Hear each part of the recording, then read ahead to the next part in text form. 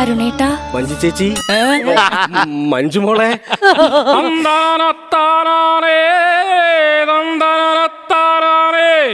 കല്യാണ മണ്ഡപത്തിൽ വെച്ച് അടിയുണ്ടായി കല്യാണം മുടങ്ങിയെങ്കിലും മഞ്ജുവിനെ മറന്നില്ലല്ലോ.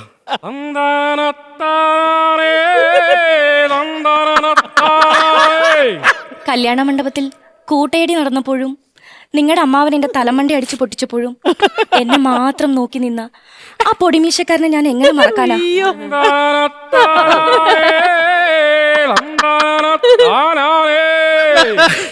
അത്രയ്ക്ക് ഇഷ്ടമായ ഈ ഉണ്ടക്കണ്ണിയെ അതാ അങ്ങനെ നോക്കി നിന്നേ. ഉണ്ടാക്കല്ലേ, അമ്മാവൻ വന്ന് എന്റെ തലമണ്ടി അടിച്ചു പൊട്ടിച്ചപ്പോ ഒന്ന് പിടിച്ചു മാറ്റാൻ പോലും നിൽക്കാതെ ഇങ്ങനെ നോക്കി നിന്ന നിങ്ങളെ എങ്ങനെ മറക്കാനാണ് ഞാൻ ഉദ്ദേശിച്ചത്, അല്ലാതെ പ്രേമൊന്നും അല്ല. അതല്ല ഞാനത്. പക്ഷേ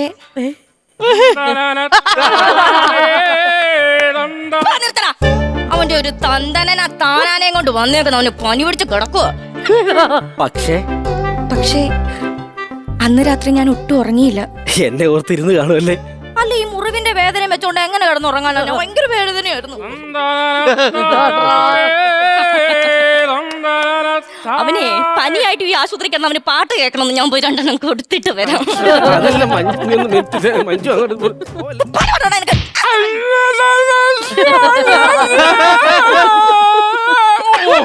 അയ്യോ, ഒരു രക്ഷയില്ല, ഒരു രക്ഷയില്ല. എന്താ എന്താ എന്താ ഒരു രക്ഷയില്ല. ഇവിടുത്തെ നേഴ്സുമാര് ഒരു രക്ഷയില്ല.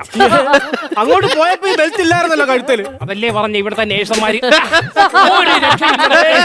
എന്തൊക്കെയാ ചെയ്തു വെക്കുന്നത് എന്റെ പൊന്നമ്മാവാ നിങ്ങള്. നിങ്ങൾ ഇവിടെ വന്നിക്കടാ. ഇപ്പൊ ഇവിടെ നിന്ന് കണ്ണന്തിരിവ് കാണിച്ച അമ്മാവൻ ഒരു ഇഞ്ചക്ഷൻ എടുക്കാനുണ്ടേ. എനിക്ക് ഇഞ്ചക്ഷൻ പേടിയാ.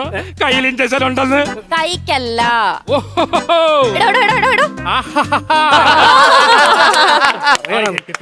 അമ്മാവാ ഒരു കാര്യം ചെയ്യ. ഈ കട്ടിലോട്ട് കയറി കിടാൻ ഇഞ്ചക്ഷൻ ഞാൻ കൂടെ നിൽക്കുവല്ലേ, പിന്നെ എന്തിനാണ് ഇഞ്ചക്ഷൻ എടുക്കാൻ പേടിക്കണേ? നീ കൂടെ നിക്കണേ. എല്ലാം നശിപ്പിച്ചിട്ട് കയറി കിടക്കട്ടെ. എനിക്ക് ഇതിനാണ് അടി കിടക്കാം കേട്ടോ, അല്ലെങ്കിൽ എനിക്ക് പേടിയാ. ഞാൻ ഇവിടെ കൂടെ ഉണ്ട് കേട്ടോ. ശരി, എന്തോ പറയാനാന്ന് സൂചി വെക്കാൻ പേടിയാ. ഇല്ലാത്ത പുകലെല്ലാം ഉണ്ടാക്കിയിട്ടിട്ട് ഇയാള്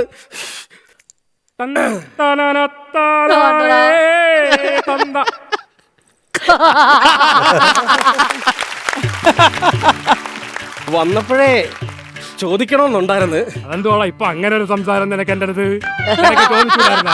ഇത്രയും നാളെ ഞാൻ നിന്റെ കൂടെ ഇല്ലായിരുന്ന? വന്നപ്പോ ഇത്രയും വലുതല്ലായിരുന്നു, ഇതിപ്പോ അങ്ങ് വലുതായല്ലോ. നീ ശ്രദ്ധിക്കാത്തോണ്ടാ. പണ്ട് പോലെ ഇത്രയും ഉണ്ട്. ഇത് കാണുമ്പോഴേ എനിക്ക് ഭയങ്കര വിഷമം വരുന്നു. വിഷമം തോന്നുന്നു എനിക്ക് മനസ്സിലാവുന്നുണ്ട്. ഈ തുണി ഒന്ന് അഴിക്കാവോ? ഞാനൊന്ന് കണ്ടോ.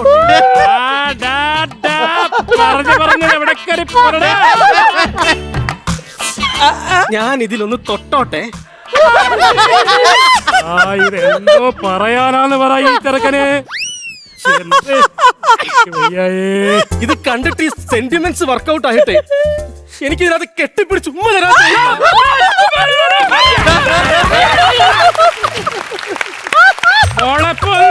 ഞാനിപ്പോ വന്നേ ഉള്ളൂ. അതല്ല, ഞാൻ മോളിൽ നിന്ന് എപ്പോ വന്നേ ഉള്ളൂ.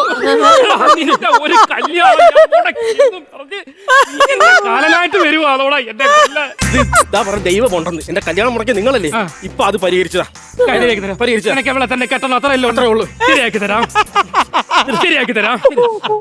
അതായത് മോളെ, എനിക്ക് ഇതിനെ പറ്റി ഒന്നും സംസാരിക്കണ്ട അമ്മാവാ. എനിക്ക് സ്കാനിങ്ങിനുള്ള ടൈമായി, ഞാൻ പോവാ. അവളെ ഞാൻ അങ്ങോട്ട് പോട്ടെ. അവൾ ഒറ്റയ്ക്കുള്ള ഞാൻ അങ്ങോട്ട് പോയിട്ട് എടാ പെണ്ണ് പോലെ ഇങ്ങോട്ടോളാം. അല്ലെന്ന് ഞാൻ നീ ഇവിടെ നിൽക്കുന്നോണ്ടാണ് അവൾ ഇതൊന്നും സമ്മതിക്കാത്തത്. ഒരു കാര്യം ചെയ്യ്, താണ്ടെ ഇത് കണ്ടോ, ഇത് പുറത്തുനിന്ന് മേടിക്കണം. നീ എവിടെ പോകാ? അത് പുറത്തുനിന്ന് മേടിക്കണം, ഞാൻ പുറത്തേക്ക്. അതല്ലെന്ന്, ഇതിനകത്ത് എഴുതിയിരിക്കുന്ന മരുന്നില്ലേ, അത് പുറത്ത് മെഡിക്കൽ സ്റ്റോറിൽ പോയി മേടിക്കണം. വ്യക്തമായിട്ട് പറ. അയ്യോ, സ്കൂനിങ് കഴിഞ്ഞോ? സ്കാനിങ് കഴിഞ്ഞോ? കുറച്ച് താമസം ഉണ്ടെന്ന് പറഞ്ഞോ. ഞാനൊരു കാര്യം പറയാം. അതായത് ഈ ഭാര്യപത്ര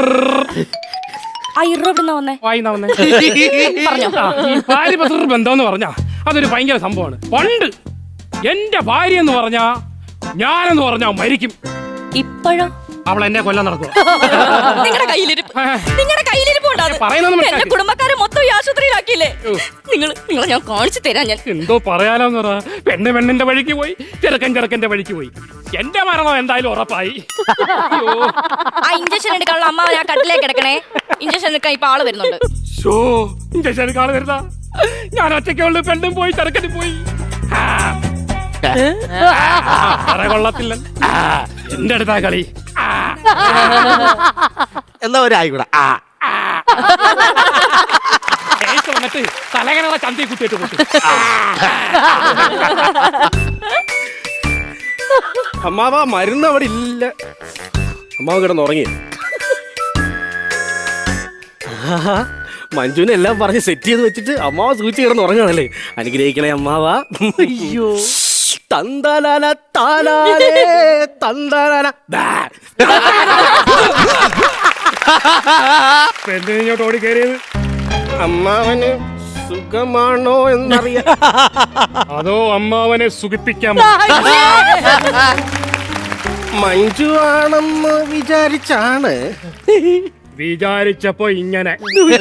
അപ്പൊ മഞ്ജു ആയിരുന്നെങ്കിലാ. ഇപ്പം മനസ്സിലായോ ഞാൻ നിന്റെ അമ്മാവനാന്ന്? എന്നാൽ ആ ചുണ്ടെടുത്ത് കവിളിന്നങ്ങ് മാറ്റി. നീ കൈയെടുത്ത് മാറ്റാൻ വേറെ ആരെങ്കിലും? എന്റെ വിഷമം മാമന് മനസ്സിലായില്ലേ? വിഷമം എനിക്ക് മനസ്സിലാവുന്നുണ്ടടാ. എന്റെ വിഷമം എനിക്ക് മനസ്സിലാവുന്നുണ്ടടാ.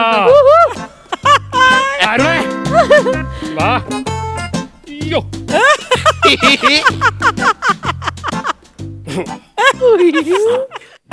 മഞ്ജു ആണെന്ന് വിചാരിച്ചാണല്ലോ ഞാൻ ഈ പരാക്രമമൊക്കെ അവിടെ കാണിച്ചത്. ആദ്യത്തെ 2 സെക്കൻഡ് മാമൻ ആരാണെന്ന് വിചാരിച്ചു. ഇഞ്ചക്ഷൻ എടുക്കാൻ വന്ന നേഴ്സാന്ന്. പിന്നെ എപ്പോ മനസ്സിലായി അല്ലെന്ന്? നിന്റെ താടി എന്റെ മൂക്കിനൊരഞ്ഞപ്പോ. അതെന്റെതാ. ആ പരാക്രമത്തിന്റെ ഇടയ്ക്ക് മാറിപ്പോയതാ. സോറി. ഓക്കെ അയ്യോ ശരിയായത്. ഓടിക്കോ, ഓടി രക്ഷപ്പെട്, ഓടി രക്ഷപ്പെട്. മക്കടലാമ. നിങ്ങൾ ആരും രക്ഷപ്പെടുന്നില്ലേ? എന്താ കാര്യം? നിലമ്പൂർ കാട്ടിൽ നിന്ന് ഒറ്റ തടി തീർത്ത ഒരു കട്ടിലെ അമ്മാവ മീനില്ലേ? ആ കട്ടിൽ ആരാ പണിതത്? മണിയമ്മേശ്ശേരി. ആ മണിയെ മേശ്ശേരി എവിടുന്നോ പോയി MBBS പഠിച്ചതേ ഇവിടെ ഡോക്ടർ ആയിട്ടിരിക്കുന്നു.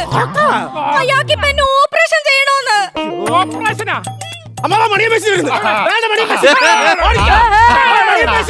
ഓപ്പറേഷൻ എനിക്ക് ഓപ്പറേഷൻ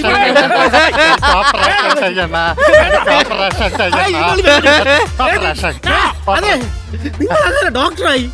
നിലമ്പൂർ കാട്ടില് ഒറ്റത്തടി തീർത്ത ഒറ്റക്കട്ടില് പണിഞ്ഞപ്പോ ഇത്തിരി ഗ്യാപ്പ് ഉണ്ടായിരുന്നു. അങ്ങനെ ഞാൻ ഗ്യാപ്പിൽ പോയി MBBS പഠിച്ചത്. ഈ പ്രോപ്പർട്ടി എടുത്തോ. ആരായാലും ശരി എനിക്ക് ഓപ്പറേഷൻ ചെയ്താൽ മതി. എന്ത് ധൈര്യത്തിൽ ഞാൻ നിങ്ങളെ കൂടെ ഓപ്പറേഷൻ തീരിലോട്ട് വരും? എന്ത് ധൈര്യത്തിൽ വരുമെന്ന്? നിങ്ങളെ ഓപ്പറേഷൻ ചെയ്യാൻ കിടത്തണ കട്ടിലില്ലേ, ആ കട്ടില് പണിഞ്ഞ ഞാനാ. മണിയമ്മേശ്വരി അല്ല, മണിയൻ ഡോക്ടർ.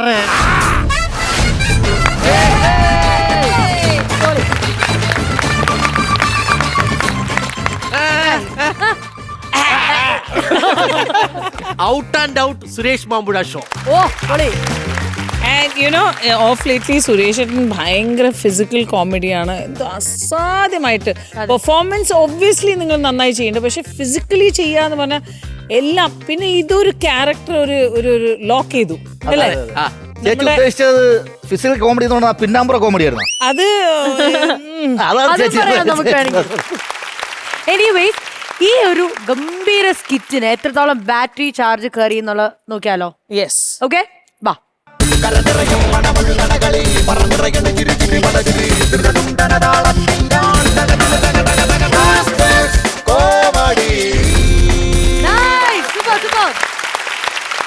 എന്താ സോന ഒരു ഞെട്ടല്ലേ?